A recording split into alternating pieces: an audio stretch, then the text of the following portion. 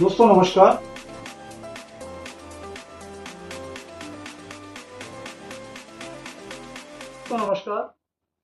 दोस्तों इस बार हम आपको नई से नई इन्फॉर्मेशन देंगे बहुत सारी चीज़ों की जो अभी तक हमने नॉर्मली शेयर नहीं की हैं, और कुछ चीज़ें शेयर की हैं उसके बावजूद भी बहुत सारे लोग हमें व्हाट्सएप पे और बहुत सारे यूट्यूब पर भी क्वेश्चन करते हैं उन कॉमन चीज़ों के लिए जो नॉर्मली हम मना करते हैं।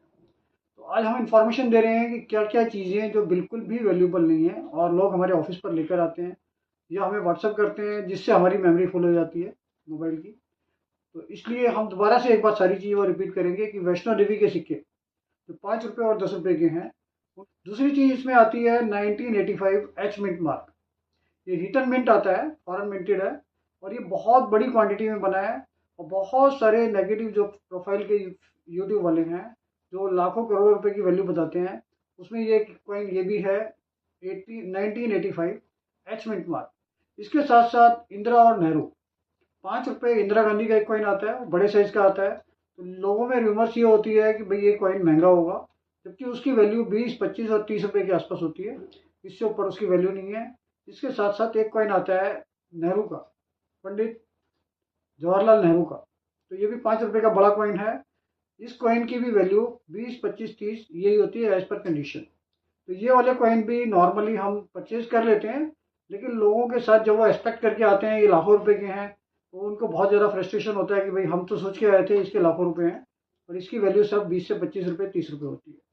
इसके साथ साथ 25 पैसे में गेंडे वाली चवन्नी, उसमें सिर्फ एक ही कॉइन आता है 1993 हैदराबाद में। जैसा हमने आपको पहले भी बताया। तो लोगों का सोचना ये है कि भाई हम अगर 1 किलो चवन्नी इनके पास, वर्मा जी के पास ले जाएंगे, तो उसमें से गेंडे वाली चवन्नी से 1993 की हैदराबाद में निकल जाएगी, जबकि ऐसा पॉसिबल नहीं है। क्योंकि वो करोड़ों चवन्नियों के बाद अगर मान लो आप 50,000, 5 लाख का चवन्नी को देखते हैं, तब जाके कोई प्रोबेबिलिटी होती है कि उसमें से एक कॉइन निकलेगा 1993 हैदराबाद का, क्योंकि वो वैसे भी रेयर है और उसकी वैल्यू कम से कम 7-8 हज़ार, 10 हज़ार रुपये तक है। तो वो चीज़ें हम नहीं लेते हैं।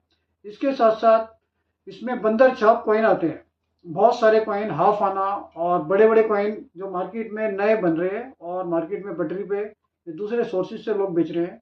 हाफ आना, 1 आना, 2 आना करके वो बंदर छाप होता है बड़ा कॉइन, उसको टोकन करके मार्केट में बिकता है।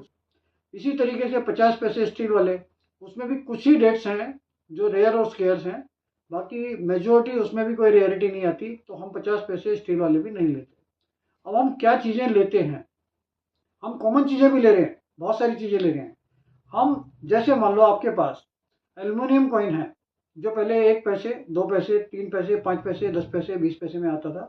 अगर उसकी कंडीशन बहुत अच्छी है और उसमें कमोमरेटिव कॉइन्स हैं जो हम किसी भी तरीके से उसको कहीं पर भी फाइल में या कलेक्शन में यूज़ कर सकते हैं, तो वो चीज़ें हम परचेज कर रहे हैं एल्यूमिनियम कॉइन्स में। कंडीशन के ऊपर डिपेंड करता है।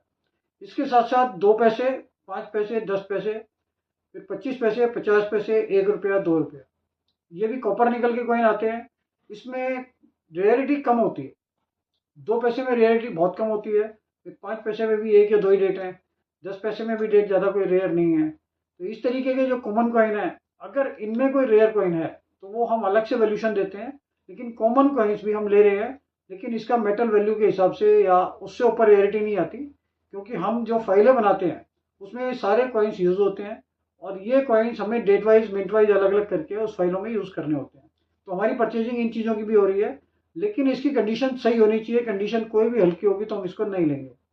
इसके साथ साथ ब्रास के 20 पैसे आते हैं, जिसमें सूरज कमल आता है, गांधी जी का आता है और एक सिर्फ कमल आता है। ज़्यादातर लोग सूरज कमल को कंफ्यूज करते हैं कमल वाले कॉइन से।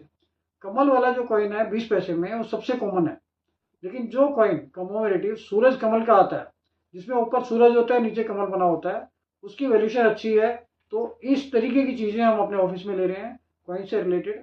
और कोई भी चीज़ें जो हम मना कर रहे हैं उसका आप कोशिश कीजिए कि व्हाट्सएप पे फ़ोटो भी ना डालें, क्योंकि उससे मोबाइल हैंग होगा और हम सब चीज़ों का जवाब नहीं दे पाएंगे। और जो जो चीज़ें आप ऑफिस में बेचने आएँ वो यूट्यूब देखकर ही बेचने आएँ, जिससे कि हमारे लिए भी आसानी रहे और आपको भी पता चले कि ये चीज़ें वैल्यूबल हैं और हमें किस रेट में बेचनी है। अगली इन्फॉर्मेशन के लिए आप देखिए नेक्स्ट वीडियो, उसमें और बहुत सारी चीज़ें आपके साथ शेयर करेंगे। इस चैनल को सब्सक्राइब कीजिए, लाइक कीजिए और शेयर कीजिए। Thank you.